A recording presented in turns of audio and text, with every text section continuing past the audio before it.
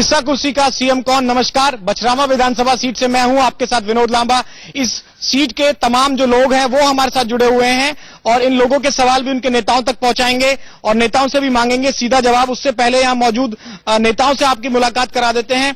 सबसे पहले हमारे साथ मौजूद हैं इस सीट पर जो मौजूदा विधायक है समाजवादी पार्टी के रामलाल अकेला जी। धन्यवाद आपका, क्योंकि जो बाकी समाजवादी पार्टी की सीट है वहां प्रतिनिधि आ रहे हैं, वहां नेता नहीं आ रहे हैं। पहले तो आपका आने का धन्यवाद।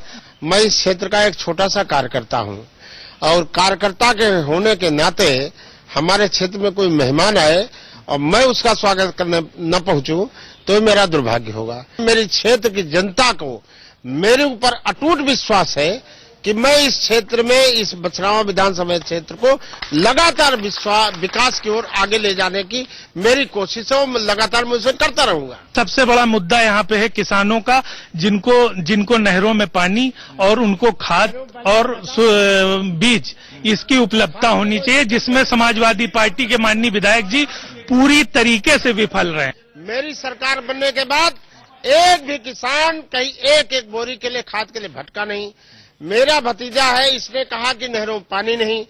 2012 में मेरी सरकार बनने के बता दें कि क्या पूरी तरीके से किसानों का मुआवजा हर ग्राम सभा में बट चुका है? आप जनता से जवाब दे रहा हूँ, जवाब दे रहा हूँ। नहीं बटा, क्योंकि जहाँ समाजवादी के कार्यकर्ता हैं सिर्फ वहीं पे उनको मुआवजा उनके माध्यम से बंटवाया गया।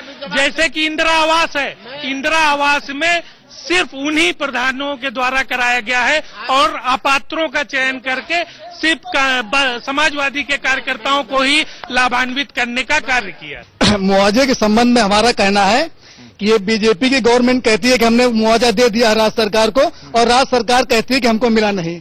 तो अब की जनता दोनों लोगों को, भाजपा और सपा दोनों को सबक सिखाएगी, ये हमारा कहना है। ठीक है, ये जवाब मिल गया जनता की तरफ से। हाँ ठीक है, कुछ और लोगों से पूछ लेंगे। जनता तक जो ये पैसा है, ये पैसा अभी नहीं पहुंचा है और हमारे यहाँ की जो जनता इससे काफी रुष्ट है और आने वाले समय में ये सबक सिखाएगी, आने वाले समय में सबक सिखाएगी। बछरावा के अंदर कितने तालाब हैं, उन पर किसका कब्जा है, जो तालाब बन गए उस पर किसका कब्जा है, क्या उस पर समाजवादी पार्टी के नेताओं का कब्जा है? और एक सवाल मेरा और है कि थाने के अंदर जो भी एफआईआर लिखी जाती है वो समाजवादी पार्टी के कहने पर क्यों लिखी जाती हैं, उनके नेताओं पर के कहने पर क्यों लिखी जाती हैं? हमारे यहाँ जो सपा सरकार है इसकी वजह थाने में कोई सुनी नहीं जाती। इनका तो सपा सरकार का तब तो एफआईआर हो ही नहीं, ना हो एफआईआर नहीं होती, जब नेताजी कहते हैं जब ही होती है। कोई सपा का नेता लेकर जाओ तो सुनी जाए, नहीं ना सुनी जाए। अच्छा, हमारे गांव से कम 2 लाख रुपए हम लोगों ने चंदा इकट्ठा किया है, तब जाके हमारे गांव में पानी आ रहा है। आप देख सकते हैं हमारी सरकार ने हर फसल पर नहरों के अंदर हेड से टेल तक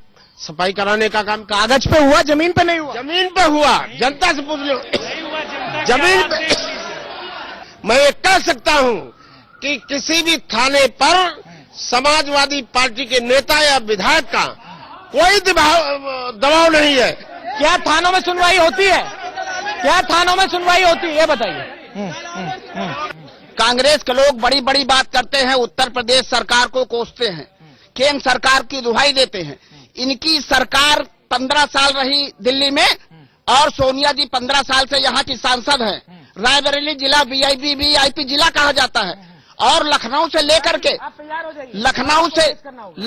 लेकर के बछरावा तक और बछरावा से लेकर के रायबरेली तक इन्होंने रेलवे लाइन का दोहरीकरण क्यों नहीं करवा दिया? कि 27 साल से यूपी बेहाल है। आप देख रहे हैं कि हमारी सरकार नहीं है और जब से हमारी सरकार नहीं है यहाँ पे जो नहरों का जाल है वो कांग्रेस के शासन में, जब से यहाँ कांग्रेस के विधायक हुआ करते थे, कांग्रेस की सरकार चला करती थी। जो हमारे लखनऊ रायबरेली में ओवरब्रिज बना हुआ है, इसमें जब यहाँ प्रदेश सरकार के लोक निर्माण मंत्री माननीय शिवपाल यादव जी आए थे तो उन्होंने कहा था कि इस ओवरब्रिज के चारों तरफ शेडिंग करा दी जाएगी क्योंकि इससे दुर्घटनाएं बहुत होती थी।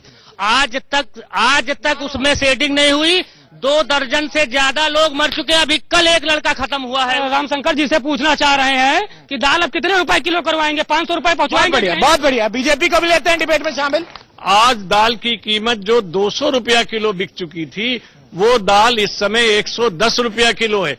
90 रुपया किलो हमने दाल का रेट घटाया कि यहाँ जो 38% पोर्शन अरहर बोने या दाल बाने के लिए था वो 58% उत्पादन बढ़ाएंगे तो रेट कम होगा।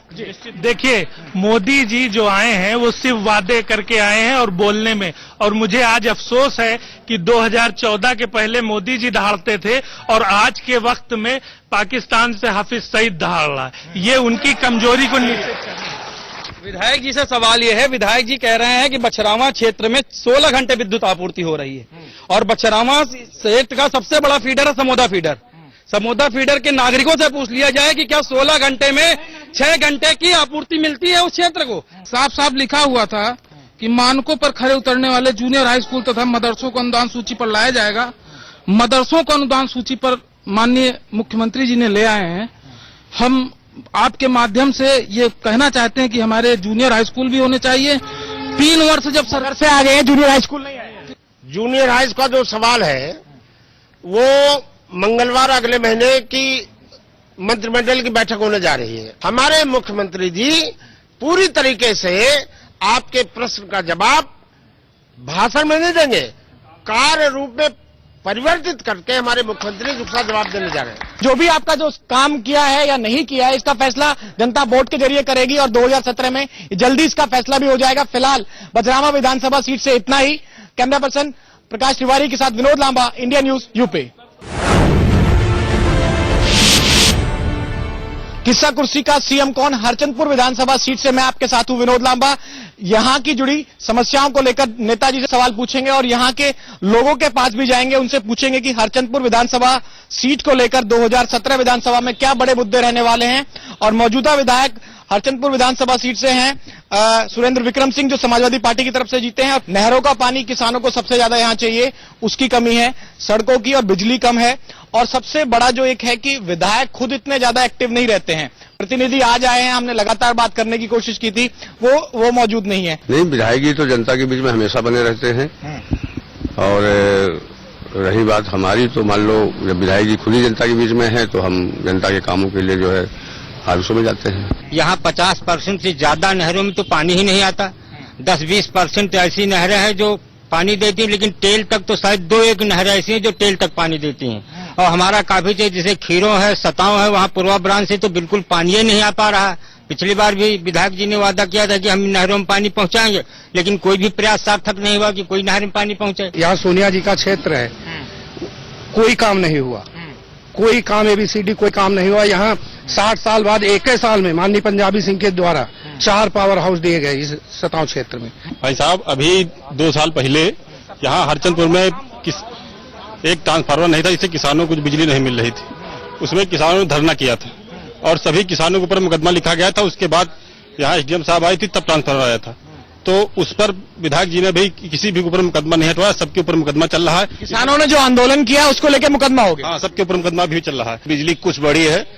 एक सबसे बड़ी समस्या है हमारे यहाँ पिछली कुछ समय पे, जैसे कि सूखा पड़ा था, ओलावृष्टि हुई थी, उसके मुआवजे में जो घालमेल करने का तरीका है वो बिल्कुल अफसोसजनक है। जो अपने चहेते होते हैं उन्हीं ग्राम सभाओं में विधायक जी प्रोग्राम लगाते हैं और उन्हीं को बंटवा देते हैं। बाकी जो उनसे दूर हैं, जो समझते हैं कि हमको वोट नहीं दिया, उनका मुआवजा आज तक पड़ा है, अभी तक नहीं मिला। ऐसा नहीं है, विधायक जी ने कभी जात धर्म नहीं देखा और सबके लिए समान व्यवहार किया, सबके लिए समान कार्य किया।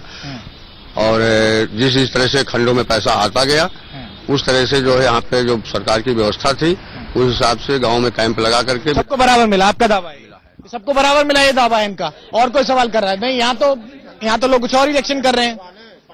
भेदभाव करके जनता से आप हाथ उठाकर पूछ लीजिए जनमत के आधार पे कि बराबर बांटा गया है कि भेद करके बांटा गया। ये इतने लोग बैठे हुए हाथ उठा के बता देंगे।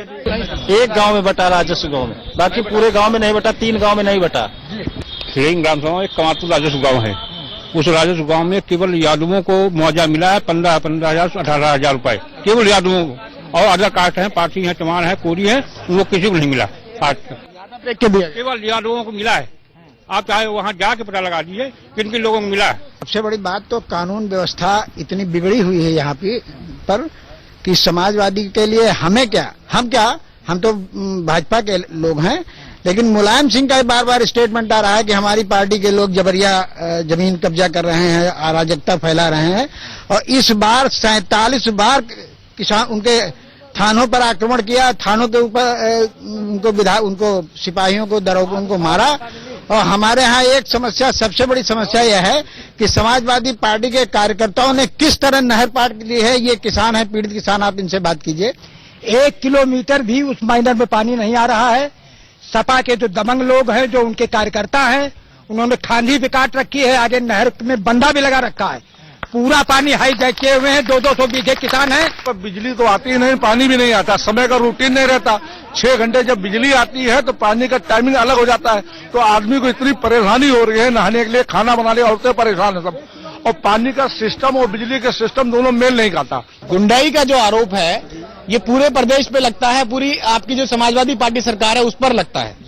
क्यों लगता है ऐसा? तो कोई भी सरकार आए, समाजवादी हो या बसपा हो या भाजपा हो या कांग्रेस हो, सब पे लगते हैं। लेकिन ऐसी कोई दैवीय आपदा फाट पड़े, जैसे सूखा पड़ गया या पानी ऊपर से नहीं आ रहा है, तभी समस्याएं आती हैं। ऐसा कहीं कोई अगर दिखा दे चल के कि किसी ने दबंगई से बंधा लगा रखा है। उत्तर प्रदेश में कांग्रेस ने सत्ता छोड़ी 89 से बाद से लेकर के उत्तर प्रदेश और रायबरेली जनपद हरचंदपुर ब्लॉक की नहरों में पानी आना बंद हो गया।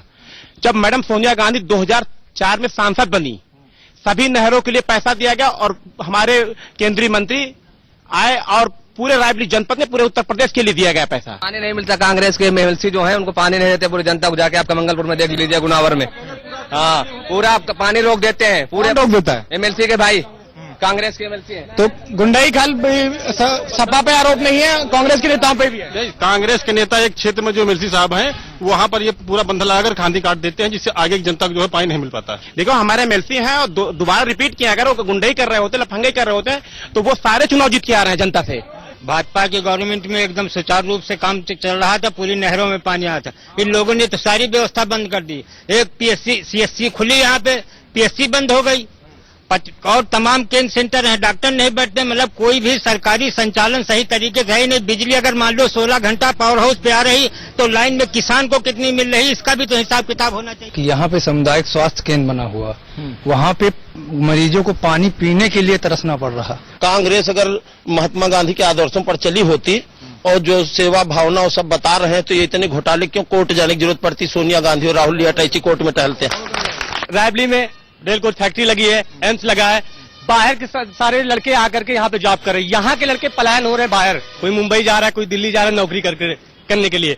कोई विकास नहीं है, केवल खोखलापन है। जो भी कार्य हो रहा है वो जनता को डिसाइड करना है कि किसने कितना काम किया है और किसने कितना काम खराब किया है, और इसका फैसला खुद जनता करेगी 2017 यूपी विधानसभा के चुनावों में।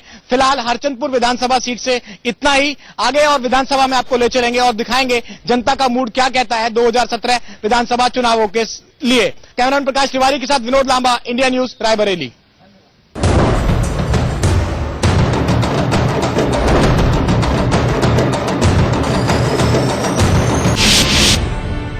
किस्सा कुर्सी का सीएम कौन? रायबरेली सदर विधानसभा सीट से मैं हूं विनोद लांबा आपके साथ। रायबरेली अगर सोनिया गांधी का गढ़ कहा जाता है तो रायबरेली सदर विधानसभा सीट अखिलेश सिंह का गढ़ है। नेताओं से सवाल भी पूछेंगे कि आखिर क्यों 5 बार से लगातार एक ही नेता यहां से चुने जा रहे हैं और उसके क्या फायदे हैं, क्या नुकसान है, ऐसा क्या है आपके नेताजी में जो 5 बार से इस सीट पर लगातार बने हुए हैं? हमारे माननीय सदर विधायक अखिलेश सिंह जी गरीबों, असहाय, दलितों के बीच में, जनता के बीच में सदैव बने रहते हैं। उनका राजनीति न करते तो ही हैं, मगर वो सेवा भाव से काम करते हैं। तो वर्तमान में विधायक जी हैं, यहाँ से मिले हैं, उनकी शुरुआत भी कांग्रेस से ही है।